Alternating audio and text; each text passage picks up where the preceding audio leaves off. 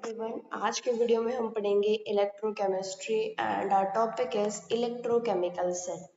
हम पढ़ेंगे कि इलेक्ट्रोकेमिकल सेल कैसे काम करती है, कैसे इलेक्ट्रॉन्स फ्लो करते हैं and the most important thing, कैसे केमिकल से हम इलेक्ट्रिसिटी जनरेट करते हैं।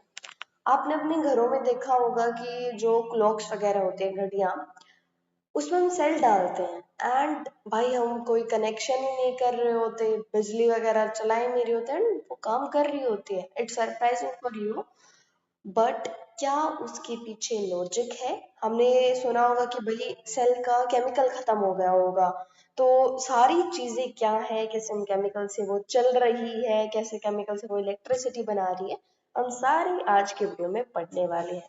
So let's not waste the time and शुरू करते हैं। हमारा टॉपिक है इलेक्ट्रोकेमिकल सेल। इलेक्ट्रोकेमिकल सेल के और भी नाम है, दे आर गैल्वेनिक सेल और डैनियल सेल।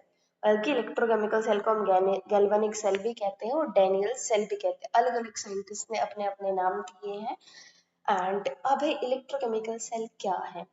तो whenever you right your answer, भाई जब आप अपने आंसर लिखते हैं, आप शुरू करते हैं एक ऐसा सेल या फिर एक ऐसी डिवाइस, सेल। फॉर एग्जाम्पल आप सेल से शुरू कर रहे हैं, तो सेल, आप इस वर्ड में, इस टर्म के अंदर सेल देखो कहाँ पे, यहाँ पे है। तो आपको अपना आंसर पीछे से शुरू करना, मतलब कि इस वर्ड से मैं आपको समझाने की कोशिश कर रही हूँ। तो एक ऐसा सेल जो केमिकल से इलेक्ट्रिसिटी बनाता हो, एक ऐसा सेल जो केमिकल से इलेक्ट्रिसिटी बनाता हो।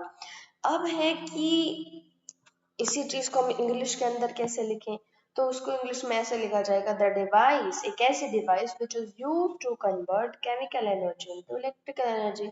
एक ऐसी डिवाइस जो कन्वर्ट करती है केमिकल को इलेक्ट्रिसिटी के अंदर। अब वो बनाई कैसे जाती है, कि मतलब कि हम क्या क्या कंपोनेंट्स लेते हैं, कैसे वो काम करती है, वो सब चीजें हम पढ़ेंगे। तो गैल्वेनिक सेल को बनाने के लिए हम लेते हैं दो हाफ सेल्स, मतलब कि एक हम एनोड कंपार्टमेंट लेंगे, हम एक कैथोड लेंगे, एक कैथोड लेंगे, एक एनोड लेंगे, दो हाफ सेल्स लेंगे हम। अब हमने ले ली दो हाफ सेल्स ले ली। जब भी आप सेल्स वगैरह को देखते हैं, एक साइड होता है हमारा पॉजिटिव टर्मिनल, एक होता है हमारा नेगेटिव टर्मिनल। तो पॉजिटिव नेगेटिव वो हमारे एनोड और कैथोड ही है। अब एनोड कौन सा होता है, कैथोड कौन सा होता है? एनोड होता है हमारा नेगेटिव, एनोड होता है हमारा नेगेटिव और कैथोड होता है हमारा पॉजिटिव। अब ये एनोड नेगेटिव ही क्यों होता है, कैथोड पॉजिटिव ही क्यों होता है, वो मैं आपको आगे समझाऊंगी। अब आपने एनोड ले लिया और कैथोड ले लिया। एनोड के अंदर हम एक रोड लेंगे which is of zinc road, and cathode के अंदर हम लेंगे कॉपर की रोड। एनोड के अंदर हम डालेंगे इलेक्ट्रोलाइट ZnSO4 और कैथोड के अंदर हम डालेंगे CSO4 सॉल्यूशन, मतलब कि इलेक्ट्रोलाइट है, इलेक्ट्रॉन्स को तोड़ने में मदद करेंगे, जनरेट होने में। अब है कि हम, जरूरी है कि भाई एनोड पे जिंक ही लेना हो, कैथोड पे कॉपर ही लेना हो? क्या हम कोई और एलिमेंट्स नहीं ले सकते? हाँ, हम और एलिमेंट्स ले सकते हैं, पर वो डिसाइडेड है कि एनोड पे ये एलिमेंट्स आते हैं, कैथोड पे ये एलिमेंट्स आते हैं। हम एनोड पे कॉपर नहीं ले सकते हैं, कैथोड पे जिंक नहीं ले सकते हैं। वाई? ये सारी चीजें, ये सारे डाउट्स मैं आपकी अगली वीडियो में इलेक्ट्रोकेमिकल जो सीरीज होती है हमारी, उसमें पढ़ेंगे बहुत ही जबरदस्त तरीके से, कि कौन सा एटम कहाँ पे आता है, कौन सा कहाँ आता है, कैसे क्या।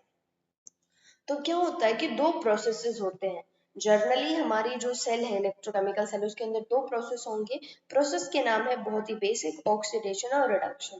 ऑक्सीडेशन का मतलब है इंक्रीज होना, बढ़ना, increase of the oxidation number. Reduction का मतलब है decrease of the oxidation number, मतलब कि जो ऑक्सीडेशन स्टेट होती है एलिमेंट की, उसका बढ़ना घटना। ऑक्सीडेशन का मतलब हुआ कि भाई इंक्रीज होना, जैसे कि 0 से +1 में जाना, ये हुआ इंक्रीज। 0 से -1 में जाना, वो डिक्रीज। वो जरूरी नहीं है कि भाई 0 से जाए, वो उसकी ऑक्सीडेशन स्टेट पे डिपेंड करता है। जैसे वो जिंक है, अब हमने एनोड पे लिया है जिंक, अब एनोड की रिएक्शंस पढ़ेंगे।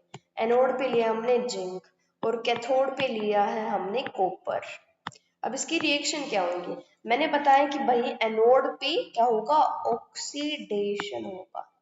एनोड पे क्या होगा, ऑक्सीडेशन, और कैथोड पे होगा रिडक्शन।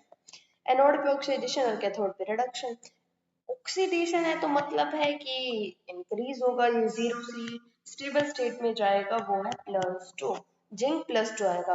अब लेफ्ट साइड और राइट साइड को बराबर करने के लिए हमें यहाँ पे लिखने पड़ेंगे 2 इलेक्ट्रॉन्स, +2 इलेक्ट्रॉन। क्यों? क्योंकि जिंक +2 का मतलब है 2 इलेक्ट्रॉन से निकालना।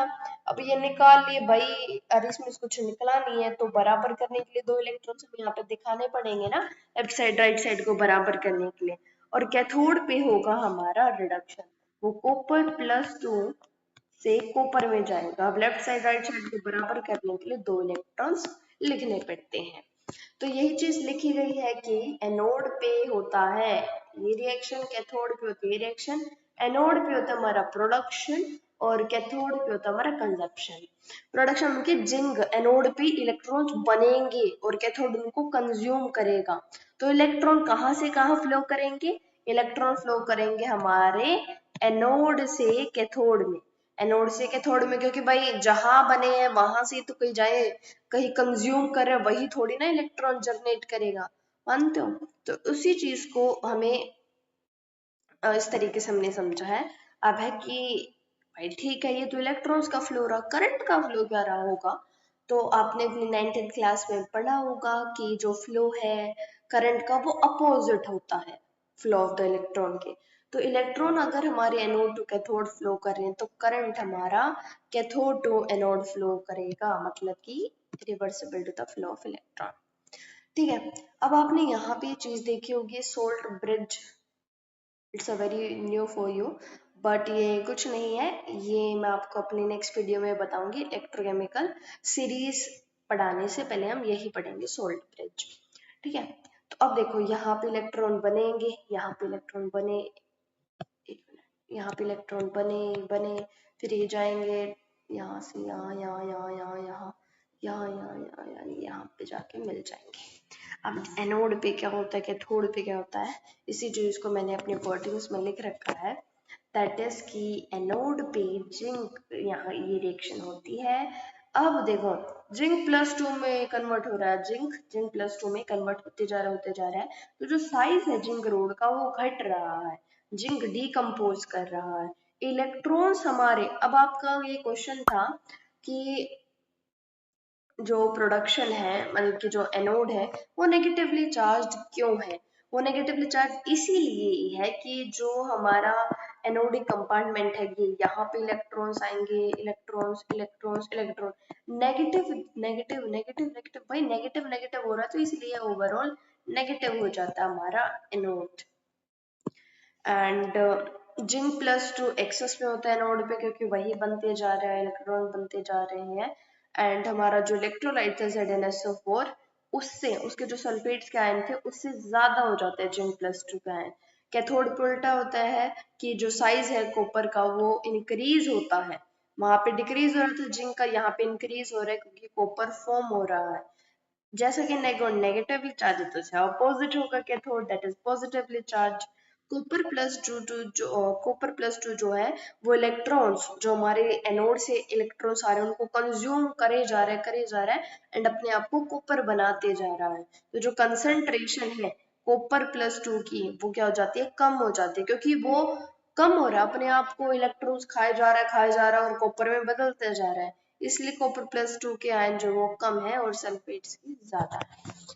अब बेसिकली इस टॉपिक में जो इलेक्ट्रोकेमिकल सेल है, बच्चों की जो मेन कंफ्यूजन होती है वो ये होती है कि भाई क्या नेगेटिव होगा, बल्कि एनोड कैथोड में कौन सा नेगेटिव कौन सा पॉजिटिव कौन सा लेफ्ट लेना है, कौन कहाँ पे ऑक्सीडेशन होगी।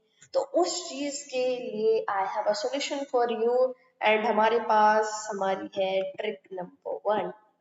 ट्रिक ये है कि आप इस चीज को याद करेंगे एक वर्ड से, दैट इज लोन। यस, आपको लोन से याद करना है। एल का मतलब है लेफ्ट, ओ का मतलब है ऑक्सीडेशन, ए का मतलब है एनोड एंड एन का मतलब है नेगेटिव।